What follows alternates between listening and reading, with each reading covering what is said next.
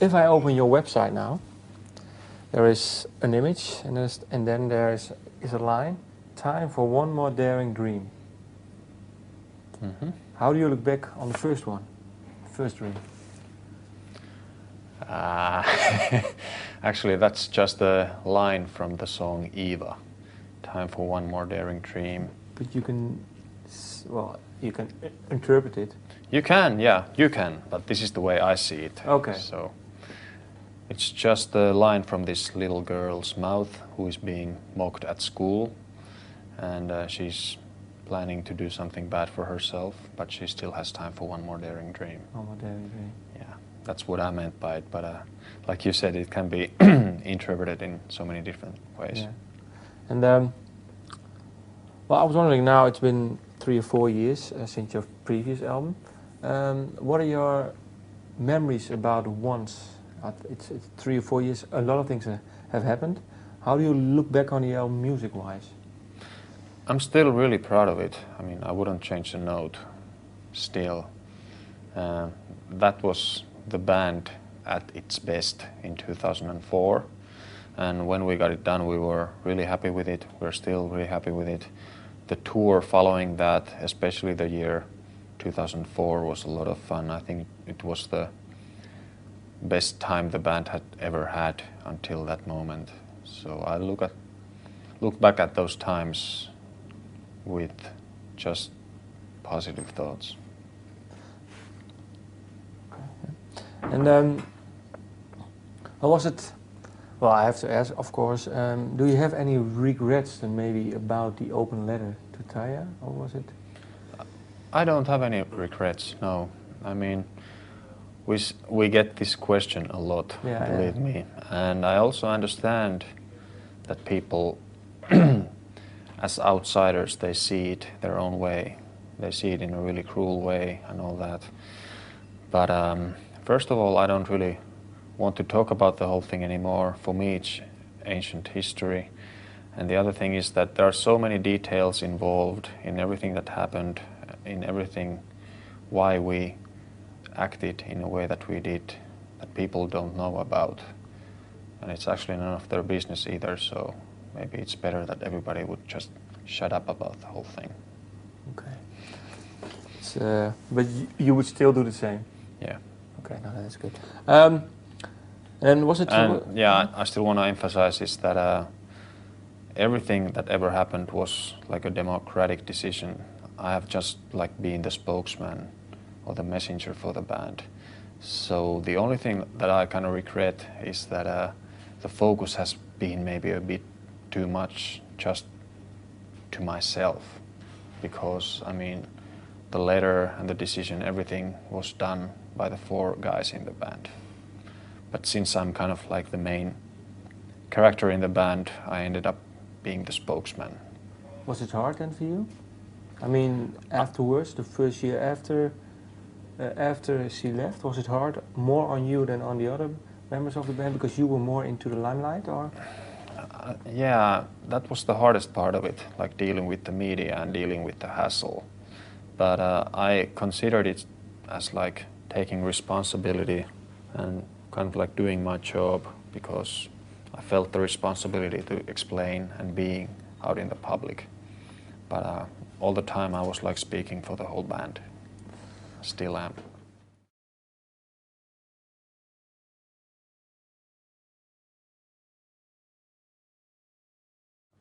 Any thoughts that you had maybe that it was the end of the band, or was you just determined to go on, or did you ever think, well, maybe this is the end? I never, not for a microsecond. I guess there was a bit too much pride left still, but I know. No. Okay. Was for you? Well, you. I think in 2005 you had the highest hopes, the best of CD. Was it fun to make the selection for the songs? All this compilation thing, all these different versions of the albums, different versions of the singles, I just consider them being like a contemporary record label business. I mean, I'm not a big fan of compilations either. So it's just like record labels do what they need to do, and it's. So you weren't involved then in Well, selection? I was involved in picking up the songs. Somebody from the label made the suggestions, and I kind of like approved. Okay. But at the same time, all of my focus was just finding the new singer and making the songs for the new album. And did you know when you was starting to look for a new singer?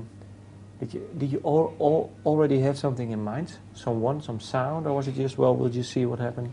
The only thing that we knew at that point was that none of the guys in the band, we didn't want to have another similar singer to Tarja. We did not want to have another classically trained operatic singer. How come? Why not? Because we thought that Tarja did her thing so well. She was really, really good at what she did with her singing, performance and interpretation in her own way, that there wouldn't be anybody on the planet who would do it equally good. And even if she would have been really good, she would have always been considered like a cheap copycat of Tarja. So we just felt that the fairest thing to do was to find somebody who would sing in a completely different way, but who would still have the power and the emotion. And did you know where to look? Was it did it have to be someone from Finland, or it didn't matter? We had no emphasis of the nationality. We just had an open audition. We received about 2,000 demos from 55 different countries, and out of those 2,000 we met in person about 10 girls, Anette being one of them. And I heard that she was one of the first people to send in. Yeah, her demo came like in November or December 2005 already, and it really made an impact on all of us. Can you explain what you played her song? What do you think? Can you still recall what was the thing? Yeah, she sent her demo. It was just the song Ever Dream from the album Century Child.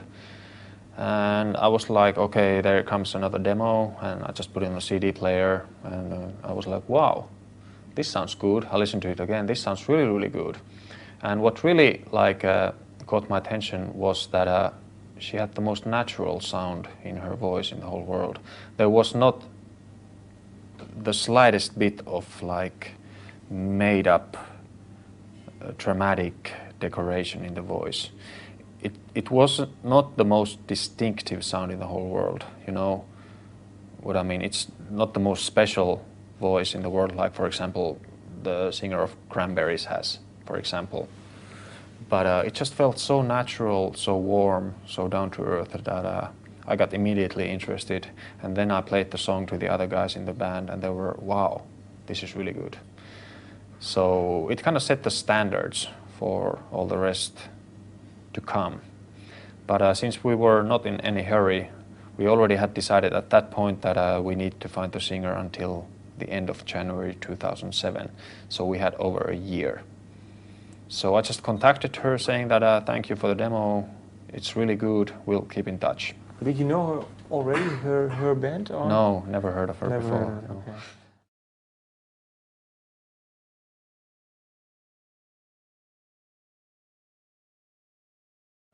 And then you said you 10 people came by to see you. Was it hard to make the decision? And did you maybe thought, well, we have 3 good singers now, and we have to? I'm not going to go too much into the details, okay. But let's say there were a lot of really nice girls, really nice voices, but in the end, it was just a matter of listening to your own heart. And when we sat together as a band, we were just talking about the different candidates, and just something clicked, and the heart told us really strongly that Anette is the one. That's the best way to explain it. Okay. And then, the music, when did you start writing for this new album? It's really hard to say the concrete exact date, because writing songs is a way of life and you're thinking about them all the time. I'm already writing songs for the next album that will come out in 2010 or something. So it's a way of life, but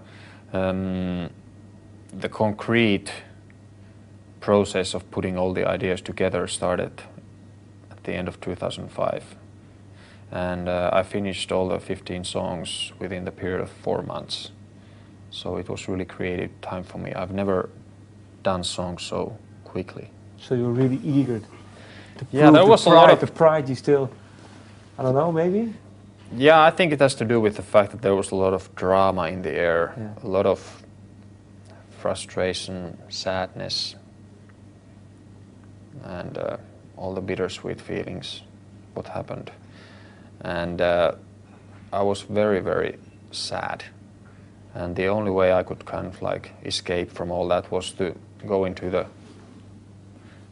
world of those 15 songs. Can you describe the world for me?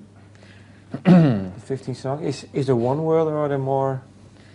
It's one world with the 15 individual stories. But that's kind of where I found the comfort.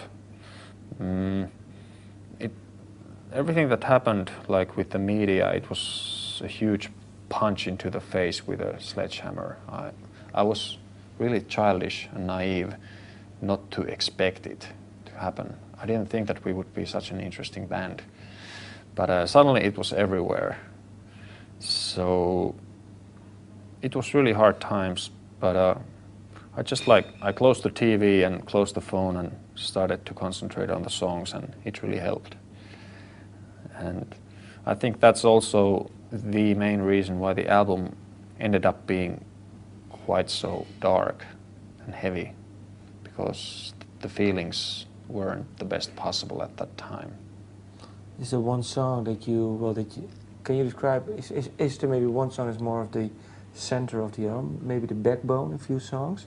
Sometimes people say, well, when I write an album, then there are certain starting points or backbones of the album, or is it just 15 songs every the same feeling? No, it's a very diverse feeling throughout the whole album. I think this is the most diverse album we have ever done. It includes the heaviest song we ever did. It includes the longest song we ever did, maybe the most intimate song we ever did. So the extremes are really present. And for me personally, the highlight of the whole album is already the first song, The Poet and the Pendulum, which is the 14-minute song.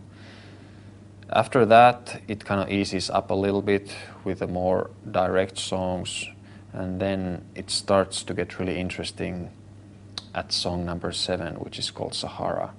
And then the Celtic influence is coming at song number 10, and then comes down to the ultimate ending of Meadows of Heaven. You already, I mean, if you write the songs, you already know then what the structure will be on the album? No, not at that point. Okay. Once they're finished. Then.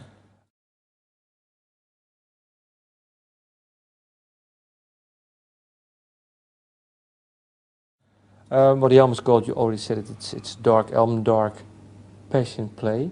When did you came up with a name for the album?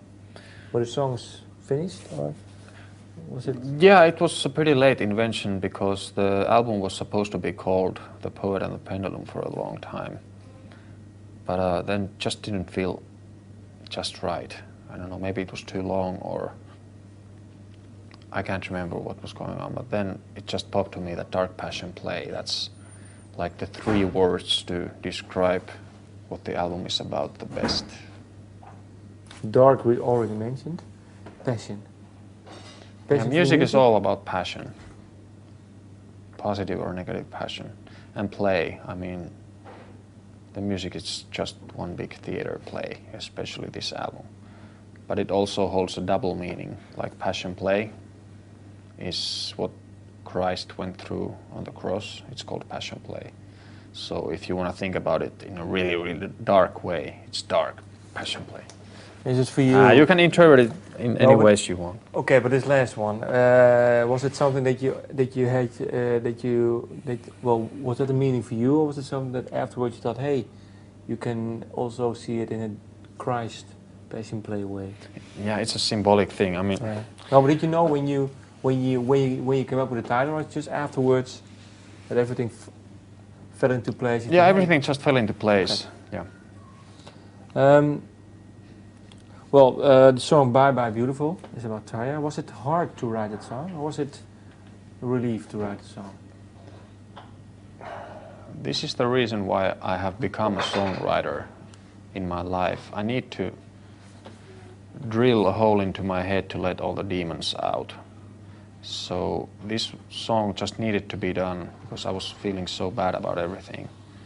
And it still is a huge part of my life, everything what happened. So of course I needed to do a song about what happened. And I hope nobody gets offended by this song because it's not a song about hatred at all. It sounds maybe a bit more aggressive than the meaning behind the song actually is. For me, it's just like a farewell. It's a song about frustration and bittersweet feelings. It's a song about a really sad happening where nobody in the end was ever innocent.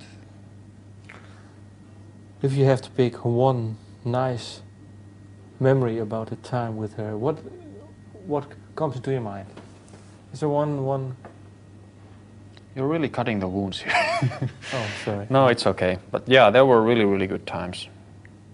A lot. I mean, I remember the year 2004, after the release of the album and the beginning of the tour following that was really good times. Was it, I think it was the North American tour? Or was it? Yeah, the North American tour, yes. There was a European tour in the fall, which was really nice with Sonata Arctica and Timo Rautiainen. There were good times.